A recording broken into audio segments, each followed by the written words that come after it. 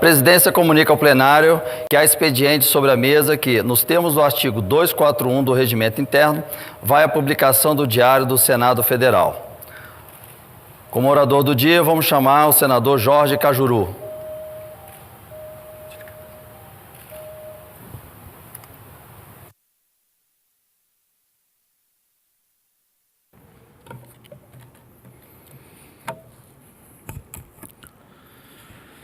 Senhoras e senhores brasileiros, brasileiras, nossos únicos patrões, senhor presidente, que considero preparado e, acima de tudo, bem antenado nas redes sociais.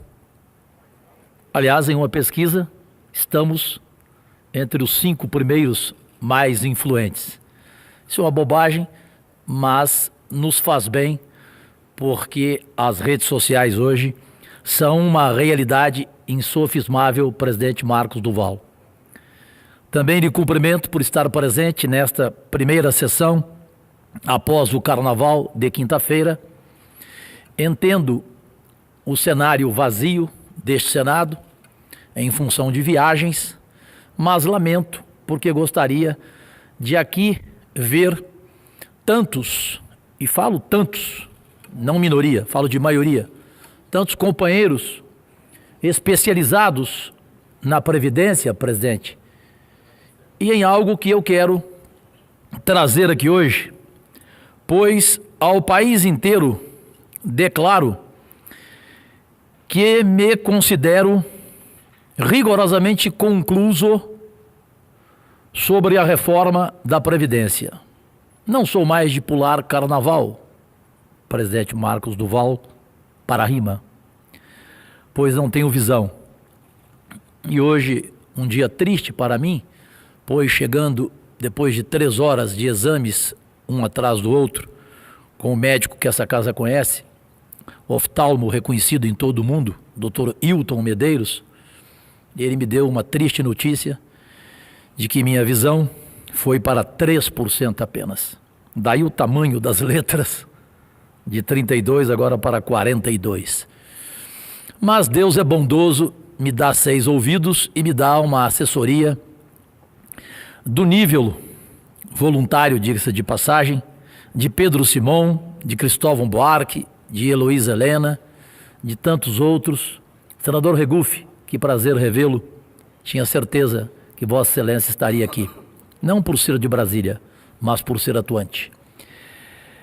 Eu, então, no Carnaval, reuni esses amigos e amigas, assessoria, e passamos por 16 horas, lendo e relendo as 66 páginas da proposta feita pelo governo Bolsonaro, que não deseja a goela abaixo nos fazer engolir. Como disse o presidente, é uma proposta, como diz o quadro, que para mim é o melhor deste governo, do ponto de vista de honra, de cultura, de capacidade, que se chama Paulo Guedes, o ministro da Economia. Sou fã dele absoluto. E deles, o Brasil ouviu que haverá um consenso, que haverá debate, que haverá mão dupla para, o mais rápido possível, trazermos a esta casa, ao Congresso Nacional, o tema e aprovarmos, havendo consenso, a reforma tão necessária da Previdência.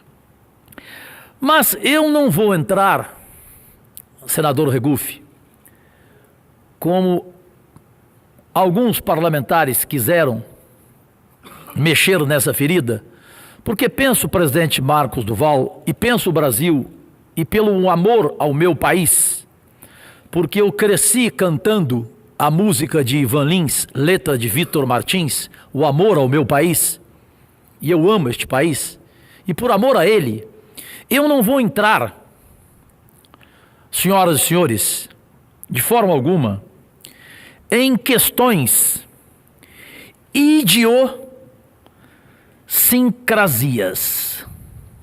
Idiosincrasias. Só isso o que eu vi no Carnaval.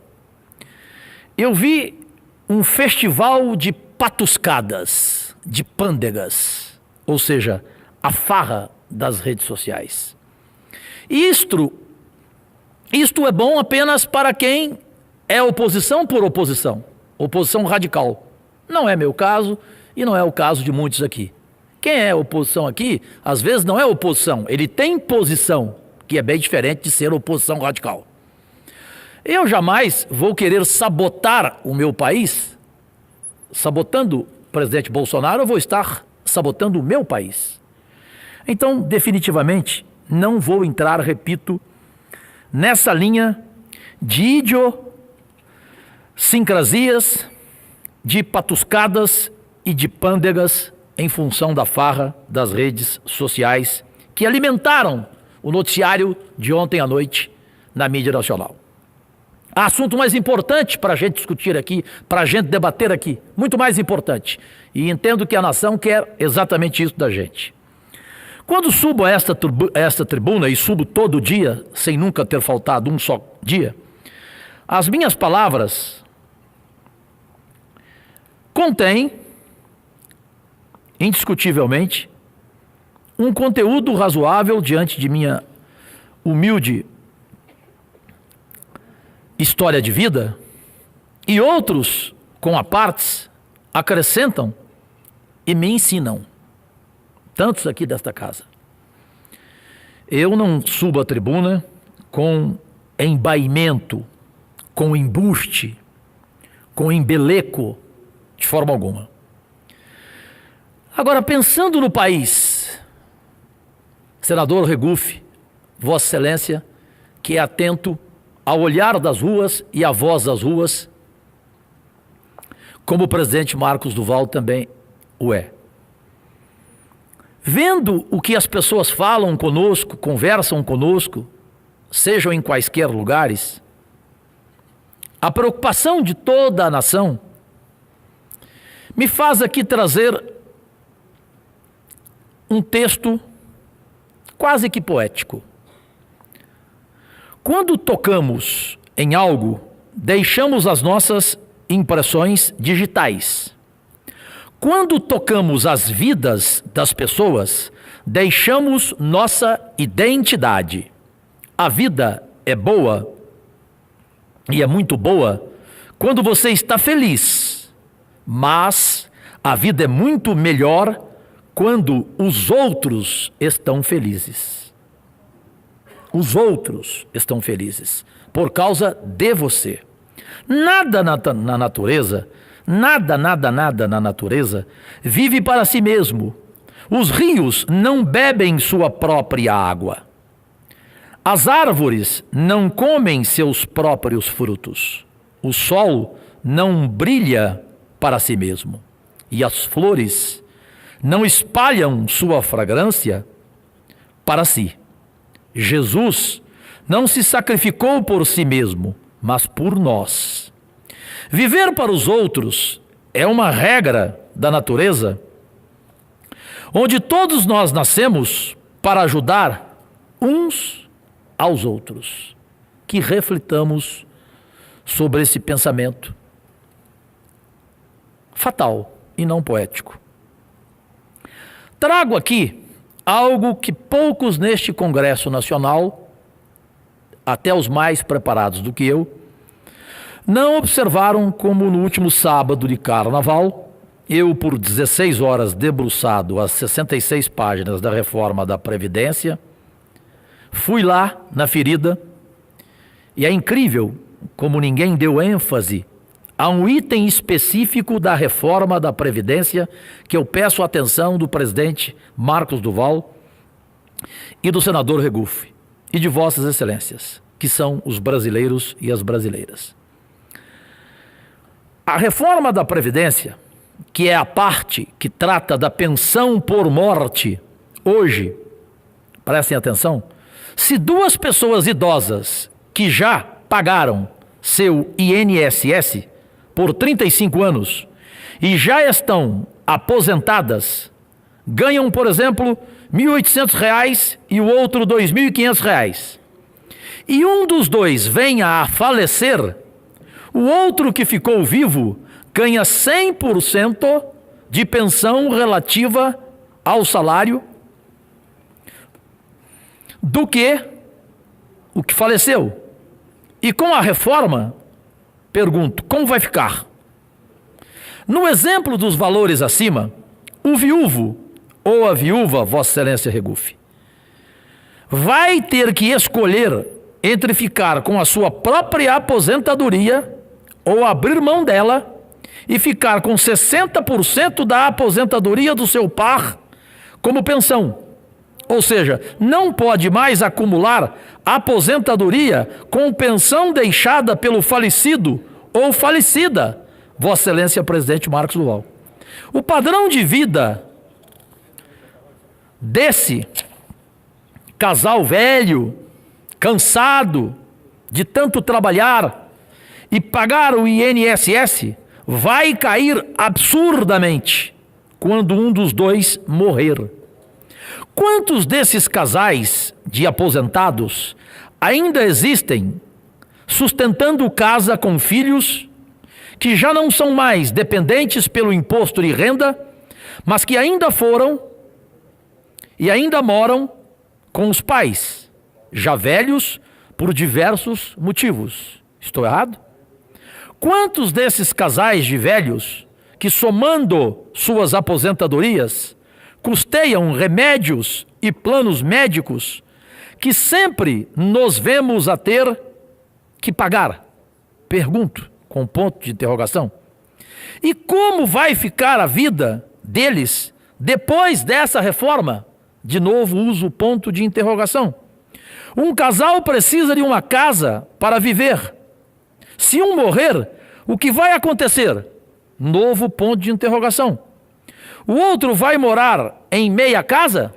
Ponto de interrogação. O outro vai pagar meio IPTU? Ponto de interrogação. Meio IPVA? Ponto de interrogação. Ignorância é imaginar que se uma casa é mantida por duas pessoas, morrendo uma e ficando só com um salário, o outro vai conseguir viver bem.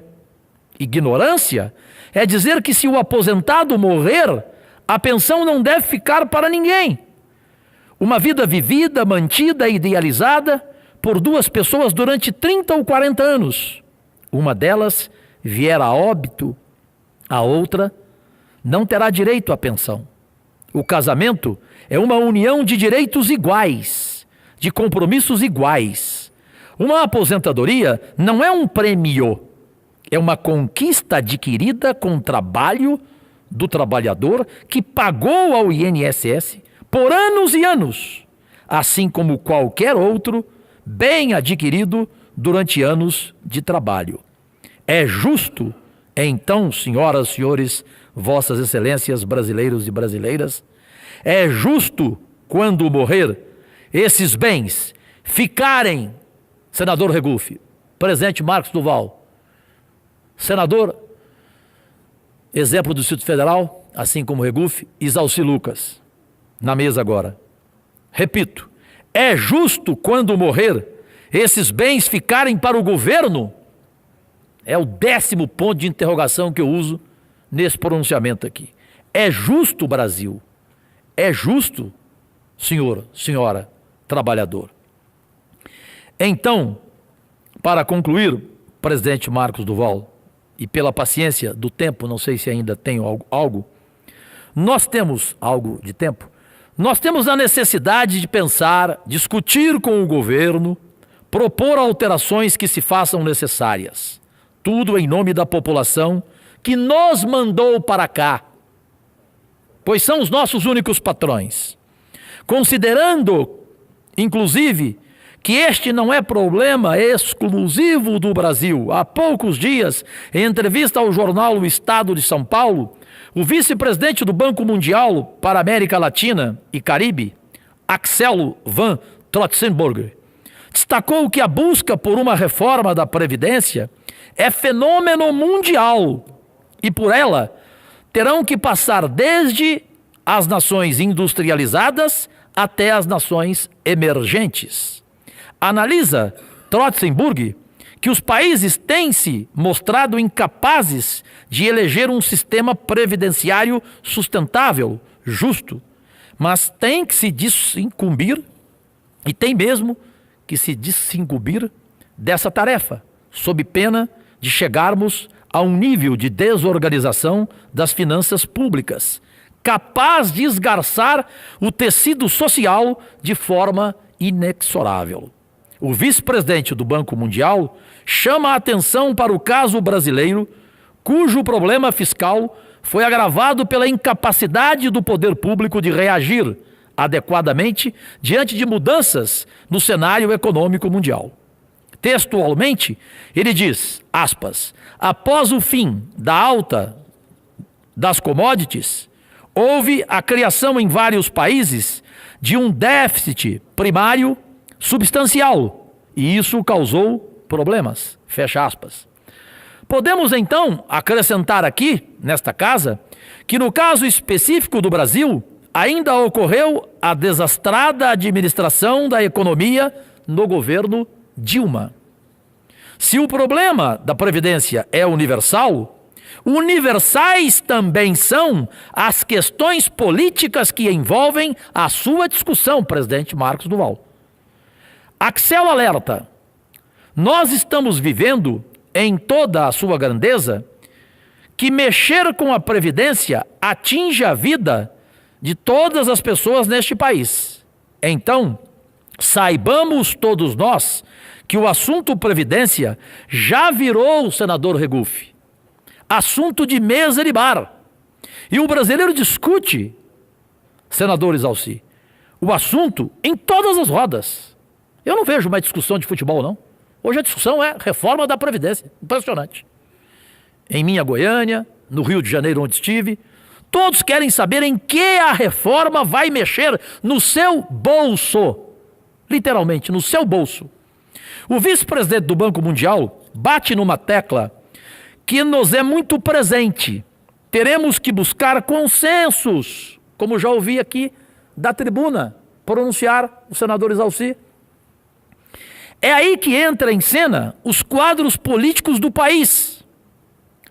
Já vi senador Regufe dizer, já vi Marcos Duval dizer, e eu tenho dito, que não me coloco contra a reforma em hipótese alguma, não sou ignorante. E repito, não vou sabotar o governo do Bolsonaro, porque isso é sabotar o Brasil. Mas ela deve ter mão dupla entre nós, os políticos e o governo e a sociedade. E aí já vira um tripé de mãos. Lembro que há exatamente uma semana, em encontro com jornalistas, o senhor presidente da República acenou para o mundo político, admitindo a flexibilização de pontos da reforma da Previdência, porque todos nós aqui somos brasileiros responsáveis e sabemos enxergar os pontos bons e os pontos ruins desta reforma. Foi até o presidente bastante criticado por isso, porque estaria fazendo concessões antes mesmo de o assunto começar de fato a ser discutido. A Câmara ainda não criou a Comissão de Constituição e Justiça, que vai fazer a primeira análise da PEC no Congresso. Prefiro então ver um aspecto positivo na maneira de agir do presidente Bolsonaro. A sinalização de que a reforma tão importante para o país não será enfiada goela abaixo do Congresso, nem da sociedade brasileira, e nós, legisladores, teremos que entrar por esse caminho, logo não existe outro caminho. O governo federal e nós teremos que fazer política no mais alto nível de responsabilidade e sem pressa, evitando o assodamento prejudicial às deliberações que conseguem impactar o futuro de milhões de brasileiros. Senador Cajuru, me permite uma parte? Evidentemente, senador Regufe, com o maior prazer. Senador Cajuru, essa questão da reforma da Previdência é uma questão que tem que ser bem colocada. Primeira coisa com relação a isso é que o Brasil precisa de uma reforma da Previdência. Eu acho que ninguém vai ser contra que exista uma reforma da Previdência. O Brasil precisa de uma reforma da Previdência. Há um déficit na Previdência. Então, esse déficit não pode persistir. Foi feito pela irresponsabilidade de diversos governos que pegaram dinheiro que deveria ser para os aposentados e eu pediria só ao presidente que desse mais tempo aí, se fosse possível, e pegou um dinheiro que deveria ser para a Previdência e se colocou em outras áreas do governo, em outras coisas, para tapar outros rombos. Agora, nós precisamos ter uma reforma da Previdência. A discussão é qual reforma? Essa é a discussão. Alguns falam assim, mas tem muitas dívidas. E tem mesmo. Há uma série de empresas, há uma série de bancos que têm dívidas milionárias com o INSS e dívidas que não são cobradas, que o governo não cobra. Precisam ser cobradas, sim. Essas empresas têm que pagar o INSS. Agora, se todas essas empresas pagarem o INSS, se cobrar todas essas dívidas, resolve um ano, sim, talvez 2, e depois volta-se a ter um rombo. Então nós precisamos ter uma reforma da Previdência. Qualquer bom estudioso de economia sabe disso. A questão é qual é a reforma da Previdência. Então, nessa proposta, tem algumas coisas que, na minha visão, o Congresso Nacional tem que alterar, porque não são justas. Eu só voto no que a minha consciência diz que é justo. Eu não devo nada, eu devo ao meu eleitor que me colocou aqui, que eu sou representante dele. Mas eu não devo nada a governo, eu não devo nada... o meu lado não é partido, não é governo. Meu lado é o lado da minha consciência do que é melhor para a população, do que é mais justo. Foi para isso que eu entrei na política, foi para isso que eu hoje sou senador aqui. E é essa população que eu represento. Então, tem algumas coisas nessa proposta que precisam ser alteradas pelo parlamento. Que, aliás, o parlamento serve para isso. Precisam ser emendadas e algumas retiradas. Como, por exemplo...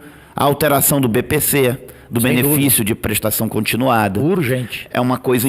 a proposta está deveras injusta nesse caso. Uma coisa é atacar privilégios. Atacar, por exemplo, a aposentadoria de parlamentares, especial de parlamentares, por exemplo, que eu, aliás, abri mão no primeiro dia do meu mandato. Outra coisa é você mexer, por exemplo, com quem contribui para o INSS. Ou seja, o que diz a nova regra, eu não estou nem tocando em outras áreas, estou tocando apenas no INSS, em quem contribui para o INSS. A pessoa, para se aposentar, pelo que está na proposta, ela vai ter que contribuir por 40 anos, se for homem, ter 65, mulher 62, contribuindo por 40 anos, tendo 65 anos, no caso de um homem, e para ter direito ao teto das contribuições do INSS, que hoje é R$ 5.839, que não é uma fortuna, há de convir que uma pessoa que ganha R$ 5.839 por mês, ela não recebe uma fortuna, essa pessoa. Para essa pessoa conseguir receber de aposentadoria os R$ 5.839, ela vai ter que contribuir pelo teto do INSS durante 40 anos e para chegar em 65 anos se aposentar. Praticamente ninguém nesse país vai se aposentar pelo INSS pelo teto, para ganhar R$ 5.839, que não é uma fortuna. Por quê? Porque ninguém começa já ganhando no teto. A pessoa começa ali embaixo, aí vai subindo. Então criou uma regra que não é uma regra que a pessoa, quando se aposentar, vai ter uma perda de poder aquisitivo. Então isso já não me parece justo. Além disso, eu estou só tocando no INSS, estou nem tocando serviço público não, só o INSS. Além disso, senador Cajuru, ainda está aumentando a contribuição do INSS. Tinha que aumentar a contribuição de quem ganha muito, não de quem contribui para o INSS. Claro. Ou seja, quem ganha R$ 4.000 por mês, essa pessoa não é um milionário, Você vai aumentar a contribuição da pessoa que ganha 4, 5 mil reais por mês? Hoje a pessoa contribui com 11%, vai passar a contribuir com 11,68%. Ou seja, além de ela praticamente ter dificuldade de se aposentar, ela ainda vai ter isso. Então, assim, o Brasil precisa de uma reforma da Previdência. Nós temos um rombo aí estratosférico. E eu volto a repetir, rombo feito pela irresponsabilidade de diversos governos que tiraram o dinheiro que deveria ser para a Previdência Social para aplicar em outras coisas, para tapar outros rombos, tiraram o dinheiro dos aposentados para gastar em outras coisas. Sim. Então é preciso se dizer o porquê do rombo. Agora, há um rombo sim, e nós necessitamos de uma reforma da Previdência sim. Agora, tem que ser uma reforma justa. E essa reforma tem alguns pontos que não são justos e que precisam ser corrigidos pelo Congresso Nacional para poderem ter aqui, para essa reforma, inclusive, poder ter aqui o meu voto. Porque tem alguns pontos que eu não consigo concordar, como, por exemplo, o do BPC e o da questão do INSS. Porque você vai aumentar a contribuição de quem já ganha pouco. Aí não. Uma coisa é aumentar a contribuição de quem ganha muito, e não a de quem ganha pouco. Entendeu? Então, isso não dá para aceitar. Claro. E esses pontos é um papel do parlamento mudar isso. Acho que é um erro, inclusive, estratégico do governo deveria mexer com privilégios, não com a pessoa que contribui para o INSS e que vai receber pelo INSS. Isso não dá para aceitar. Então nós precisamos de uma reforma da Previdência, mas a discussão é qual é essa reforma. E cabe ao parlamento tirar dessa reforma proposta alguns pontos que a gente não tem como concordar. Até para que ela possa ser aprovada aqui, talvez até por quase todos. Sim. Mas alguns pontos não tem como continuar nessa reforma. Até por uma questão de justiça. Vossa Excelência, senador Regufe, conclui assim, de forma ímpar, o meu lado, presidente Marcos Duval, senadores Alci Lucas, brasileiros e brasileiras, nossos únicos patrões, conclui de forma ímpar a minha parte dos pontos críticos. E eu peço só rapidinho para fechar, para deixar claro à nação brasileira que eu não vejo só os pontos ruins. Exemplo, diante de tantos números que estamos vendo, e amanhã, na semana que vem, voltarei a mostrá-los, eu não posso deixar de elogiar no texto dessa reforma a proposta que Vossa Excelência observou, que parlamentares do Congresso Nacional, das Assembleias Legislativas Estaduais e das câmaras municipais, eleitos a partir da aprovação da PEC, ficariam sem direito à aposentadoria, que eu também abri mão antes de ser eleito, registrando em cartório, como também o plano de saúde vitalício.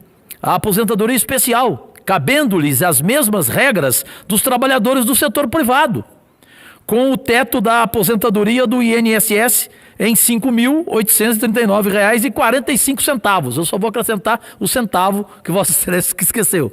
Perfeito? Só o centavo para não haver dúvida, né? Então a aposentadoria média supera os R$ 26 mil.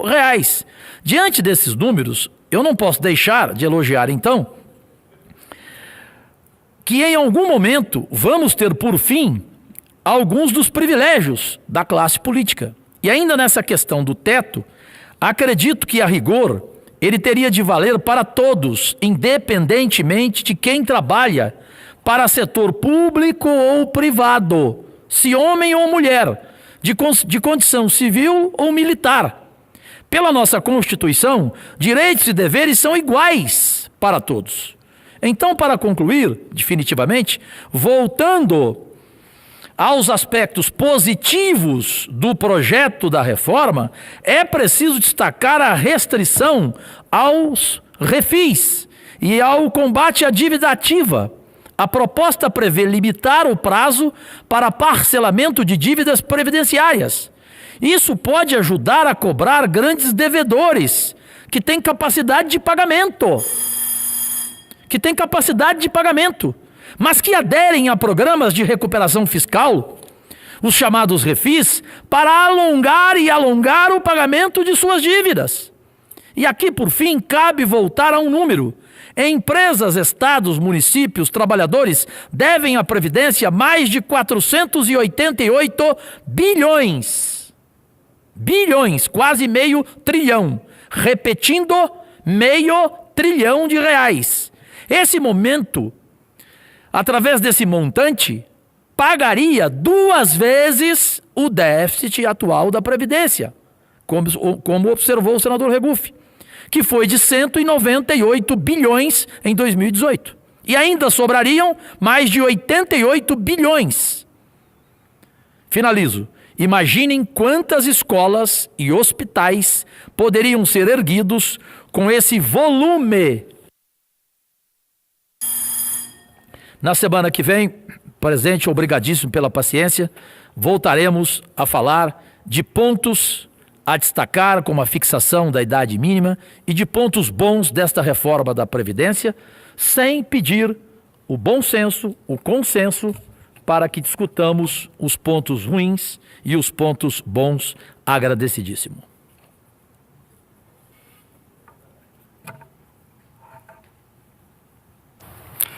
Obrigado, senador Cajuru. Agora vamos chamar como orador o senador Regufe.